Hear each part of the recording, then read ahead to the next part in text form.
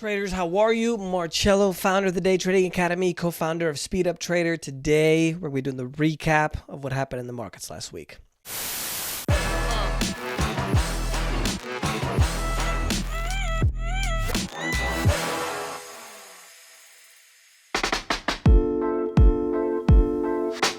Cryptos went absolutely bonkers, right? We had a huge crash in the crypto market. We got earthquakes going off in China. China's got all kind of environmental stuff going on. One of the things I told you before is I was going to start doing those at the end of the videos because there's a lot of kind of different things going on. I think the next 10 years for us, we're going to have a lot of problems, economic problems, social problems, environmental problems. And, it seems like the mainstream media doesn't really report that kind of stuff anymore. So overall for the week, the US and the global markets mostly concerned about inflation. Right, the media and the government are reporting just transitory, right? Where it's going to be, just for now, right? It's not going to be that bad for the future, but we have some other analysts and investors saying that this is actually going to be a big problem, especially with the amount of debt that the Biden administration and the government is adding to the federal debt. And I kind of gave you guys that lesson, if you guys remember, where it started under essentially Clinton, who took off the Glass-Steagall Act that was placed during the Great Depression, which basically did not allow a bank to function as a broker, meaning they didn't allow your savings accounts to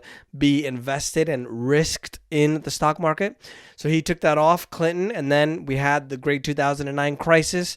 That's when the stimulus kind of train started, right? Then we had Bush putting in a lot of debt. Then Obama added more debt than every other president combined. Then Trump comes in, does nothing about the debt. COVID hits. The debt goes even higher. And now in the first 100 days, Biden is going to have the worst deficit in the last 45 years. And on top of that, he's going to add 75%. He's proposed 75% of the debt that Obama placed is going to be about $6 trillion. Obama was about $8 trillion or so. So, it doesn't matter what side you're on. They're all tacking on more and more and more debt, easy monetary policy, right? And it's not going to end very well for any of us because we're already starting to feel the effects of the inflation. And obviously that's going to affect a lot of asset prices, including stocks and houses, right? And when stocks and houses start coming down, people feel less rich. They go out and spend less money. Almost 70% of the economy in the United States is consumer spending, meaning you going out and buying that delicious bowl at Chipotle. And then that's when, obviously people spend less money. The economy doesn't grow as much. And then we have kind of a situation in regards to the economy as well. So overall for the week, the U.S. markets were mixed. The Dow was down. The S&P 500 was down. The only market that was really up was Canada and the NASDAQ as well. Overseas market news, the European markets were mostly higher. Not really any big moves in the European markets overall. Latin America, mostly mixed as well. We had huge down market for the Chilean market, the 12.12%. Africa and the Middle East, mostly negative.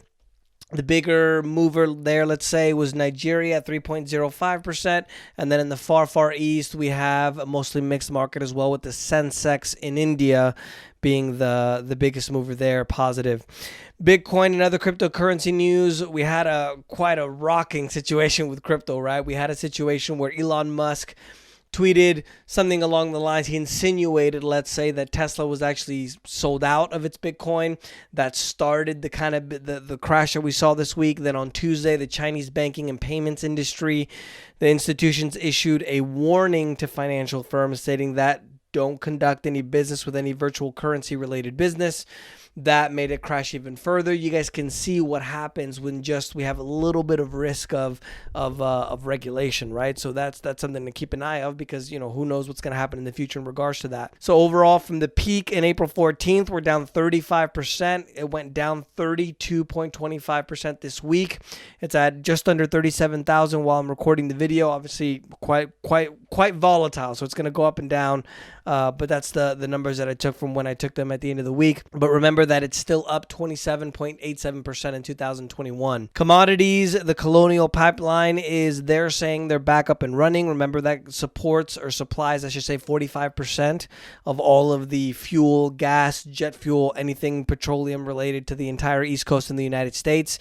It came out that they ended up paying $90 million in Bitcoin. The irony behind this was that then DarkSide, the hacker group, then then was hacked and had all their stuff cleaned out. So they basically closed down, which I thought was hilarious. But one of the things that they're not reporting in the news is there's a huge financial conglomerate called CNA Financial Corporation that paid another $40 million to another hacking group to be able to remove the ransomware in their system. So because the government didn't get involved, they said it was a private company issue.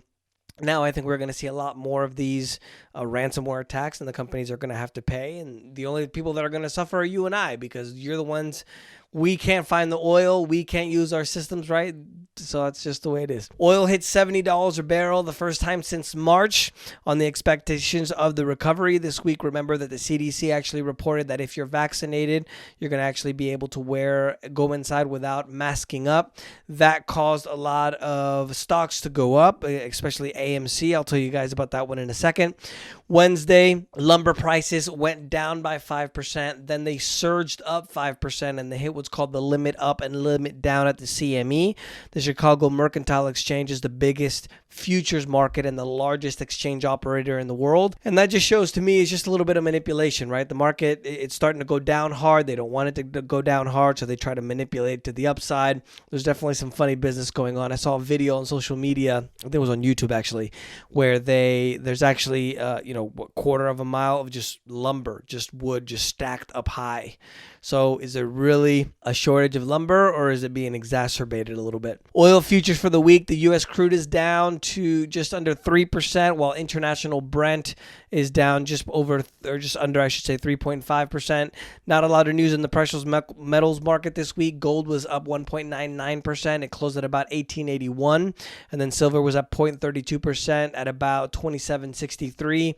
Gold is up 25% for the year, and silver is up 49% for the year. So you can see those now with the volatility of Bitcoin. You can see those are up about the same as Bitcoin now, or higher, but can change very quickly, right? Because Bitcoin it'll go on a run and explode. Financial and banking news. As I mentioned before, a lot of investors in the market is a little bit skittish about the inflationary situation. The CPI, the consumer price index, came out at 4.1%. And I credit this. I heard this from Peter Schiff. If you actually annualize that, multiply it by 4, we're actually at about a 20% inflation, right? So if you guys remember, I asked you guys to put in the comments kind of what you see and where you're located at, what you see about prices going up.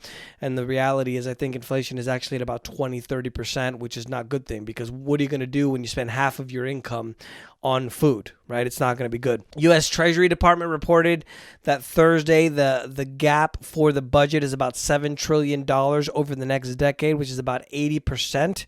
They're reporting that 80% is from underreported income from proprietorships and partnerships. So basically people that own businesses, they're saying that they're not actually reporting their income. So they're going to start going after these people. And he's saying that he wants more compliance to be able to increase money from rich people, which he considers to be people making more than $400,000 a year. And he wants to apply that increase in revenue to provide things like expanded education, childcare, and paid leave for people as well. German producer prices, right? So this is at a production level, not a retail level. The production prices increased by more than a decade at 5.2% in April. That follows an increase of 3.7% in March as well. Some analysts again are saying that it's transitory. I think it's going to be a lot worse than just transitory. In political news, the Biden administration as well is presenting a rebuttal to the Republicans, who stated that this was irresponsible spending and also unsustainable. Biden went down from about 2.2 trillion down to 1.7 trillion. So he went down about 600 billion or so to the stimulus that he wants to go ahead and employ at $4 trillion. So the first part is 2.3 trillion for traditional infrastructure. And then he wants $1.8 trillion for what he calls human infrastructure, which is, I just told you, the free college, free preschool, all that stuff. And the Congressional Budget Office is saying that the budget deficit now is at its worst point, at its highest in 45 years, meaning that the amount of money that the government isn't receiving, the debt that we're taking on, it's at its highest level, because the amount of money that the government is receiving is a lot less than what we're actually spending. And Biden has proposed $6 trillion in new spending, and that's what I told you guys in regards to the debt, right? Trump, if I remember correctly, was almost about $7 trillion. Half of that came because of the COVID stimulus. Obama, before him, in 8 years, added more debt to the federal debt than any other president combined. I believe it was about $8 trillion or so. And then before that, we had Bush Jr., which added, if I'm not mistaken, $5.7 trillion or so. So you can see it's on both sides. We continue to spend. We now have inflation. We have a situation now where the actual the interest rate that they're paying on the government debt in the U.S., right? People borrow us money. 80% of the U.S. debt, of the U.S. budget, is debt. So 80% of everything that we do, we have to borrow the money to be able to do it, which essentially isn't sustainable. Remember, if you were, for example, if you made, I don't know, $10,000 a month and $8,000 of that you had to borrow to live a lavish lifestyle, you just can't continue on long term. And that's essentially what the U.S. is doing right now, right? So we have a situation where the government debt, the interest that we're paying on people that are borrowing our money to continue to live the lifestyle that we want to live, is under the actual inflation rate.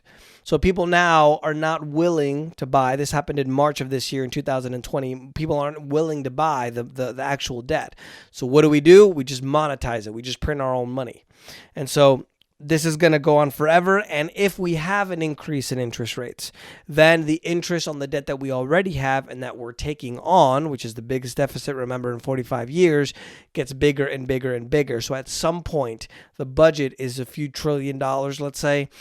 Eventually, if the interest does rise to a few percentage points, meaning 1, 2, 3%, just the interest that we're going to have to pay on the debt is going to be $1 trillion. So just imagine how that's sustainable. It's not sustainable at all. In economic news, the first time unemployment numbers fell by 34,000 to about 444,000, lowest number since the pandemic hit in March 2020. In U.S. corporate news, I mentioned to you guys about the CDC allowing people to go inside without masks if you've been vaccinated. AMC, which is one of the biggest movie theaters, is now technically allowed to fill up their movie theaters to be able to go ahead and get everybody back in. So their stock actually exploded because of that. They're up about 206% year over year. GameStop had 2 days in double-digit increases. A lot of people are saying that's thanks to the social situation. Not really any news about GameStop that came out. It's just, they say it's basically the same thing that happened with Reddit a few months ago. Ford also saw their shares increase 10% Thursday and Friday after they reported that they had about 20,000 reservations already for the new all-electric Ford F-150 Lightning. I'm actually really curious to see that truck. That looks really cool. And 10 years ago, natural gas displaced coal as the top electric power source in the United States. Now we have a situation where renewables, thanks to the lowering cost of the batteries, is starting to replace the natural gas. And it represents about 38% of all electric in the U.S. in 2019. And obviously, that would be great if we can go renewable. One of the things I recommend you guys do is look at the difference between a lithium mine, which is the material that goes into the batteries, compared to an oil well. And look at the difference between the environmental impact and let me know which one you think is better or not. Investment news, the Microsoft board members, supposedly had decided that co-founder Bill Gates needed to step down from his board seat due to an improper relationship with a Microsoft employee. They started an investigation in 2019. Then they decided to go ahead. Bill Gates, decided to remove himself from the board and step down before the investigation could be completed. And that's part of the reason why he's getting a divorce now, especially since Bill Gates was on the flight logs on Jeffrey Epstein's flight on his jet. And his wife, Melinda Gates, didn't appreciate that, apparently. Tuesday, Lamborghini also in investment news, they're announcing that they're going to start making electric cars as well in the second half of the decade. They're going to start making hybrid cars, so part gas, part electric. And then in the second part of the decade, they're going to start issuing all electric vehicles. Remember that Volkswagen, which is the largest car company in the world, actually owns Lamborghini. And Michael Burry, which is one of the first investors to identify and profit from the subprime mortgage crisis in 2008, 2009, previously said in a tweet and reported to the SEC that he is short quite a bit of shares of Tesla. It's about $534 million at the end of quarter one, and that's according to a report that he filed with the SEC. And you can see that Tesla has actually dropped down quite a bit since that point, and that's part of the reason that Tesla went down again after that was reported, because this guy normally isn't wrong. National Association of Realtors is saying that existing homes dropped 2.7% in April. For March, it's the third straight negative month. And sales were 33.9% higher in April of 2020. Tesla's stock went down 17% since the all-time high, representing a $128 billion loss of wealth, especially to a lot of big companies like Capital Research, in addition to Vanguard, a lot of these mutual companies. So all in all, from the peak to the downside, they've lost over $120 billion, and it's lost 1/3 of its value since January 26th. Stocks only go up, right? And in international news, the European Union is letting tourists come back again to the 27-nation bloc to visit. If you are vaccinated, however, you'll be able to go ahead and visit without any tests, in addition to not having to quarantine. So that's going to be good, and you're going to be able to apply for a European Digital Green Certificate as well. Diplomatic rift between Morocco and Spain after undocumented migrants impeded Spanish territory. If you guys don't know, in Morocco, which is think of it the tip of Africa, Spain actually has think of it like a little enclave. Think about Gibraltar in Spain, or for example, think of like a city like Miami in Florida, right? There's like a little enclave there in Morocco where there's a lot of undocumented workers that came in. Then there was a little bit of a scuttle between the two governments, and then 8,000 undocumented migrants went into that area, and then the Moroccan authorities just said, well, you guys can handle it on your own. And so this is starting to escalate. Speaking of escalation, Israel and Hamas, Palestine, they decided on a ceasefire, which was brokered by Egypt. So now hopefully the war and the escalation between the two will go ahead and calm down a little bit. They're now assessing damage from 11 days of hostilities between the two countries. Between the two territories, I should say. A lot of people don't consider Palestine to be a country. I'm not, just they agreed on a ceasefire. Let's leave it at that. Unusual facts for the week. Facing extinction at one time, the U.S. bald eagle has made a remarkable comeback, quadrupling in numbers. The world's largest iceberg, dubbed A76, is broken off Antarctica. It's about 73 times the size of Manhattan, or about 40 times the size of Paris. It's going to drift in the ocean for a few years before it completely melts. And in the weather events, we're in May right now, May 22nd, 2021, and Montana is going to be breaking storm records. They're having a record amount of snow right now in the middle of spring, almost in the summer. Can you imagine? Killer hailstorm is hitting cars in Mexico. If you remember from last week and the week before, we had a situation where Texas and Oklahoma was getting hit by softball-size hailstorms that was literally destroying roofs off of buildings. Louisiana flooding. They're having quite a bit of a situation there as well. The third worst day all time for rain there in that part of the Louisiana. And China was hit by two serious earthquakes. One was 7.3, the other one was 6.1. And they also have a lot of other things going on. They have suspension bridges that are literally flying in the air like pieces of paper due to the strong winds. They also had in Shenzhen, which is one of the financial centers in the country, was literally wobbling like it was going to crash down, even though there was no earthquakes. So nobody knows why it was just looking like it was going to fall down, basically.